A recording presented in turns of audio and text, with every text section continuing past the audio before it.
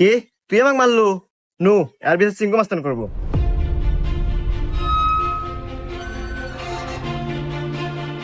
চিঙ্কু মাস্তান, ও আমাকে একটা থাপড় মারছে, আর বিচার দেন। এই, আমি সিংকু মাস্তান। এই এলাকা যত সমস্যা সঠিক সমাধান আমি নিজে দেই।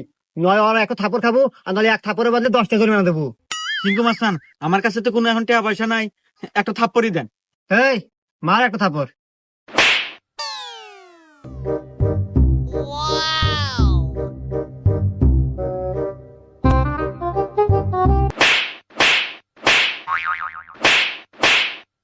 এই যে আমি এখান থেকে যাওয়ার সময় 85 টাকা পরে পাচ্ছিলাম, তো ভাবলাম যে এখানে খরচ করে দিই।